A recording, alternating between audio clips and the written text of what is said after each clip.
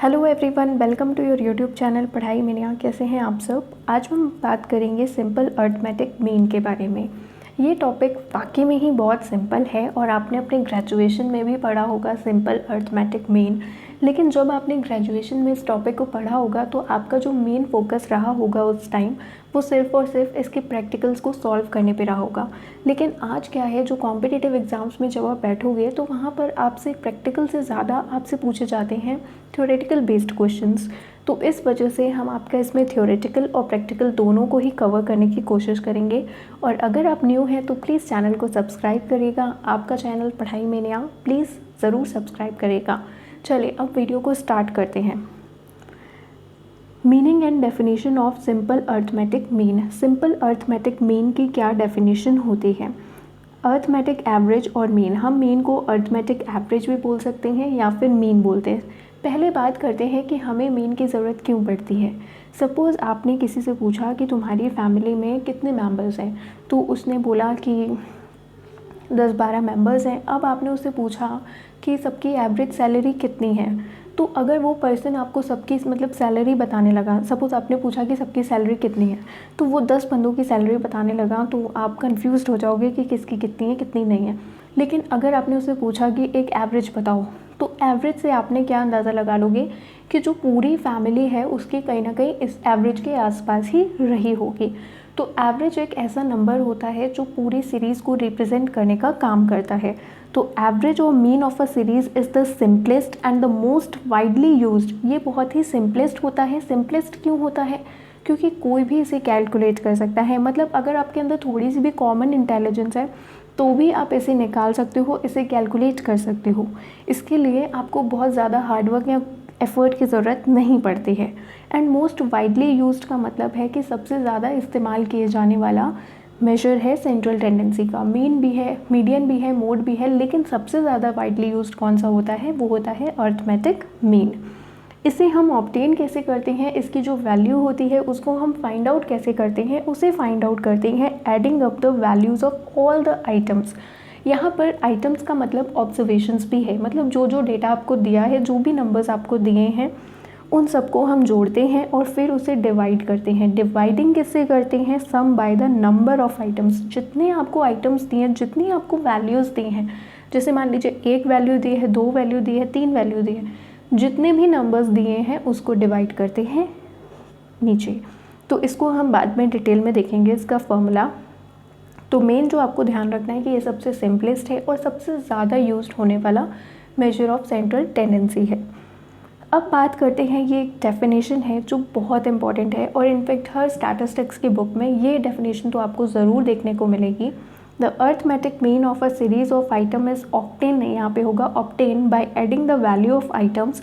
सभी आइटम्स की वैल्यू को जोड़ देते हैं और डिवाइड करते हैं नंबर ऑफ आइटम से।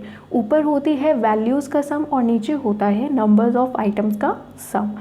अब बात करते हैं एक और डेफिनेशन की जो आपको ध्यान रखनी है, जो है बाउले की डेफिनेशन। बाउले ने क्या बोला है स्टैटिस्टिक्स को? The science of averages, the science of averages. ये भी डेफिनेशन बहुत इंपॉर्टेंट है कि किसने कहा है स्टैटिस्टिक्स को साइंस ऑफ एवरेजेस, तो वो कहा है बाउले ने। चलिए नेक्स्ट आगे बढ़ते हैं अरिथमेटिक मीन्स के टाइप के बारे में या काइंड्स के बारे में। सबसे पहला है सिंपल अरिथमेटिक मीन। बात करते हैं सिंपल अरिथमेटिक मीन के बारे में। सिंपल अरिथमेटिक मीन हमें तब ज़रूरत पड़ती है जब इसमें हर इक्वल इंपॉर्टेंस दी जाती है। मतलब जो भी आइटम्स हैं उन सब की वैल्यू क्या है, इक्वली है। कोई किसी से बड़ा नहीं है और कोई किसी से छोटा नहीं है। मतलब हर एक की जो इंपॉर्टेंस है, हर एक की जो रिलेवेंस है वो इक्वल है। और weightage is assign to all values in a series. मतलब हर एक को वेटेज दिया गया है, किसी को भी अनइक्वल वेटेज नहीं दिया गया है, किसी को भी असमान रूप से नहीं देखा गया है। और इसे हम कैसे कैलकुलेट करते हैं? टोटल वैल्यूज़ को जोड़कर divide by the number of items. अब दूसरा टाइप होता है वेटेड अरिथमेटिक मीन। अगर हम देखें तो सिंपल अरिथमेटिक मीन और वेटेड अरिथमेटिक मीन में मेन डिफरेंस यही होता है कि सिंपल अरिथमेटिक मीन में हम सबको इक्वली इंपॉर्टेंस देते हैं, लेकिन वेटेड अरिथमेटिक मीन में क्या होता है, this mean weight is given to different items according to their individual और relative importance. Weighted arithmetic mean में क्या होता है कि हम वेट्स को अटैच करते हैं, जिसकी ज़्यादा इंपॉर्टेंस होती है उस हिसाब से वेटेज दिया जाता है। मतलब यहाँ पर सबको इक्वली इंपॉर्टेंस नहीं दी जाती है, जिसकी ज़्यादा इंपॉर्टेंस है उसको वेट्स अटैच करे जाते हैं उस हिसाब से। तो value of each item is multiplied by its weight. देखिए इसमें क्या होता है, एक बार मैं फिर से रिकॉल करती हूँ। Weight is given to different items according to their individual और रिलेटिव इंपॉर्टेंस। जिसकी जैसी इंपॉर्टेंस होती है उसके हिसाब से वेट्स को अटैच किया जाता है। और कैसे कैलकुलेट करते हैं, the value of each item, her item की जो वैल्यू है उसे मल्टीप्लाई किया जाता है उसके वेट से। इसका क्या मतलब है, इसका मतलब है मान लीजिए यहाँ पर x है, यहाँ पर w है और यहाँ पर आएगा wx। जैसे यहाँ पर लिखा है 2, 4, 5, इनके साथ अटैच कर दिए वेट। इसका है 3 मान लीजिए, इसका है 2, इसका है 1 मान लीजिए। अब हम इसे क्या करेंगे, w इंटू एक्स करेंगे। वैल्यू ऑफ ईच आइटम, जो ईच आइटम है उसको हम किससे मल्टीप्लाई कर रहे हैं, वेट से। तो यहाँ पे आ जाएगा 6, यहाँ पर आ जाएगा 8 और यहाँ पे आ जाएगा 5। इन सम ऑफ ईच मल्टीप्लिकेशन, अब आपने जो भी wx निकाला है उन सब को आप क्या करते हो, टोटल करते हो, इन सब का सिग्मा करते हो और फिर इसे किससे डिवाइड करते हो, टोटल ऑफ वेट से। तो इसका जो फॉर्मूला निकलता है वो क्या होता है, sigma wx upon sigma w। It is useful in following conditions. इसका इस्तेमाल हमें कहाँ कहाँ करने को मिलता है, when different items of a series have different relative importance. जब सीरीज़ में जो अलग अलग आइटम्स हैं उनकी अलग अलग इम्पोर्टेंस है तो वहाँ पर वेटेड मीन का यूज़ होता है। When combined average of various groups to be calculated, जब आपको कंबाइंड एवरेज निकालना है लेकिन ग्रुप्स कैसे हैं, अलग अलग हैं, अलग अलग ग्रुप्स हैं, अलग अलग इम्पोर्टेंस होगी। When find out the collective average of different class, जब आपको कलेक्टिव एवरेज निकालना है, कंबाइंड एवरेज निकालना है लेकिन जो क्लास है वो क्या है, अलग है, तब आपका वेटेड अर्थमेटिक मीन का यूज़ होगा। अब देखते हैं एडवांटेजेस और merits of arithmetic mean. Arithmetic mean के क्या एडवांटेजेस होते हैं। सबसे पहला है it is rigidly defined. It is rigidly defined का मतलब होता है कि ये बहुत ही रिजिड होती है, इसकी जो वैल्यू होती है वो रिजिड होती है। ऐसा नहीं है कि अगर आपने कोई और मेथड यूज़ किया तो वहाँ पर आपकी वैल्यू अलग आएगी। यहाँ पर अगर आपने एक मेथड से जो वैल्यू निकली है वो आपके दूसरे मेथड से भी वैल्यू क्या निकलेगी, सेम ही निकलेगी। इसलिए इसे क्या बोला गया है कि ये कैसा है, रिजिडली डिफाइंड है। फिर है it is simple and easy to calculate. इसे कैलकुलेट करना क्या होता है, बहुत ही ज़्यादा आसान होता है, इवन कोई भी इसे ईजिली निकाल सकता है। It is based on every item of the series.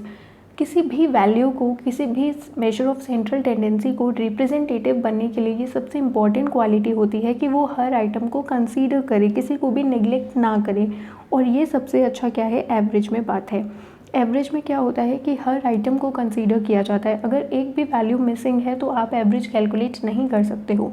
तो एवरेज में क्या है कि ये सभी आइटम पे बेस्ड है, किसी भी एक को निगलेक्ट नहीं करता है, इग्नोर नहीं करता है।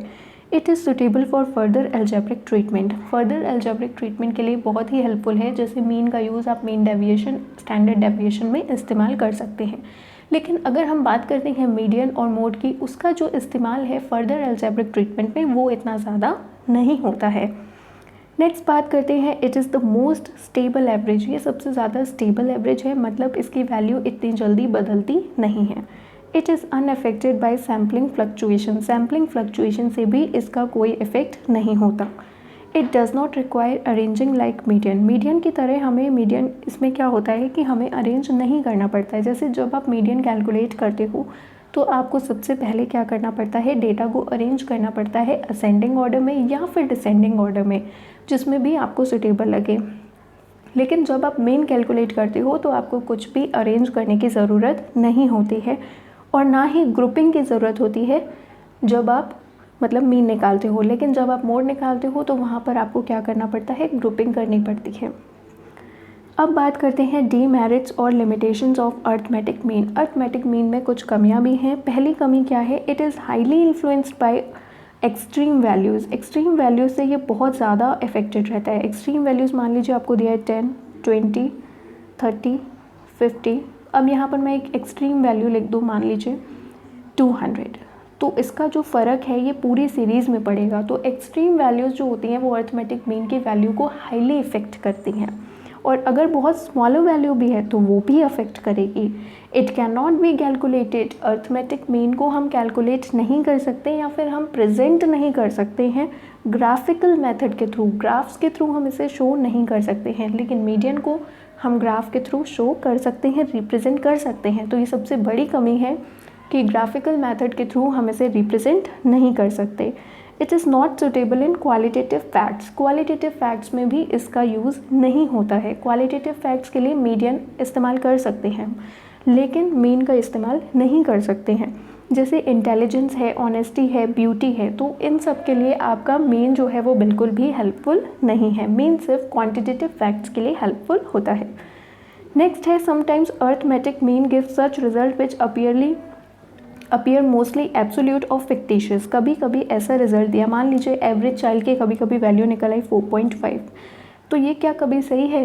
क्या बच्चा कभी आधा हो सकता है? नहीं। तो जो रिजल्ट्स आते हैं वो कभी कभी इतने ह्यूमरस आते हैं, इतने ज़्यादा एब्सर्ड आते हैं कि कोई भी बिलीव नहीं कर पाता। फैलेशियस कॉन्क्लूजन्स, फैलेशियस कॉन्क्लूजन का मतलब होता है, देखिए सपोज एक सीरीज़ बनाई है 1000, ये एक सीरीज़ है और ये दूसरी सीरीज़ है।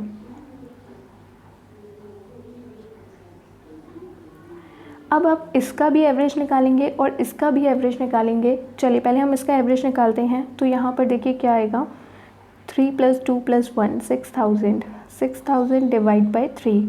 तो इसका जब आप एवरेज निकालोगे तो वो आएगा 2000। और अब जब आप इसका भी एवरेज निकालोगे तो वो भी क्या आएगा, 2000। लेकिन जो सीरीज़ बनी है वो पैटर्न पूरा अलग है। तो मीन की सबसे बड़ी कमी क्या है कि सिर्फ आंसर दोनों में ही सेम आ रहा है, लेकिन सीरीज़ का जो स्ट्रक्चर है वो पूरा ही क्या है, अलग अलग है। तो इस वजह से ये कैसे कंक्लूजन देता है, फैलेशियस कंक्लूजन्स प्रोवाइड करता है। अब देखते हैं थोड़ा सा प्रैक्टिकल की तरफ। अर्थमेटिक मीन का formula, mean is equals to sum of all the items, जितने भी आइटम्स दिए हैं। यहाँ पर आइटम्स को हम वैल्यू भी बोल सकते हैं, ऑब्जर्वेशंस भी कह सकते हैं। Divide by the number of items, divide किससे करेंगे, जितने आपको आइटम्स दिए गए हैं। मीन को हम कैसे शो करते हैं, ऐसे। नेक्स्ट है x is equals to sigma x upon n। Sigma का मतलब क्या होता है, सम। नेक्स्ट सपोज जैसे कि आपको ये टर्म दिए हैं, वैल्यू दी है 5, 6, 7, 8, 9 और आपने क्या निकालना है, अर्थमेटिक मीन निकालना है। तो आप कैसे निकालोगे, 5 + 6 + 7 + 8 + 9 इक्वल्स टू 35। नीचे क्या आया, 5, 5 कैसे आया, कितने नंबर हैं, 1, 2, 3, 4, 5। तो जितने नंबर्स होते हैं वो नीचे लिखते हैं अपॉन में। तो 35/5 is equals to 7 answer. Next अब हम देखते हैं वेटेड अर्थमेटिक मीन कैसे निकलेगा। एक तरफ लिखे हैं आइटम्स और एक तरफ लिखा है W। यहाँ पर हमने निकाला WX। चलिए इससे थोड़ा सा मैनेज करते हैं।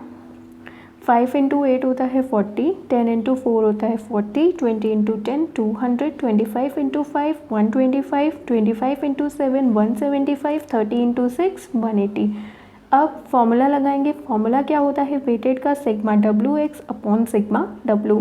सिग्मा WX में क्या करेंगे, इन सब का टोटल करेंगे। सिग्मा W में क्या करेंगे, इन सब का टोटल करेंगे, फिर अपॉन में रखेंगे वैल्यूज़ और फिर हमारा आंसर आ जाएगा। नेक्स्ट है शॉर्टकट मेथड। शॉर्टकट मेथड भी होता है। शॉर्टकट मेथड का फॉर्मूला क्या होता है, एज्यूम्ड मीन। एज्यूम्ड मीन हम किस में लेते हैं, एज्यूम किससे करते हैं, x से एज्यूम करते हैं, फ्रिक्वेंसी से नहीं करते हैं, हम x से एज्यूम करते हैं कोई भी value. Sigma FD upon ND क्या होता है, D is equals to x minus a। x में से हम क्या माइनस करते हैं, a को माइनस करते हैं। और एक और फॉर्मूला होता है arithmetic mean is equals to sigma FX upon sigma F। एक प्रॉपर्टी है, इससे भी बहुत सारे क्वेश्चंस पूछे जाते हैं। The sum of deviation from arithmetic mean, जब कभी भी आप डेविएशन निकालोगे मीन के थ्रू तो आपका जो सम आएगा इन डेविएशन का वो क्या होता है, 0 होता है। इसे ध्यान रखिएगा। चलिए देखते हैं। जैसे देखिए यहाँ पर लिखा है मार्क्स 10, 20, 30, 40, 50।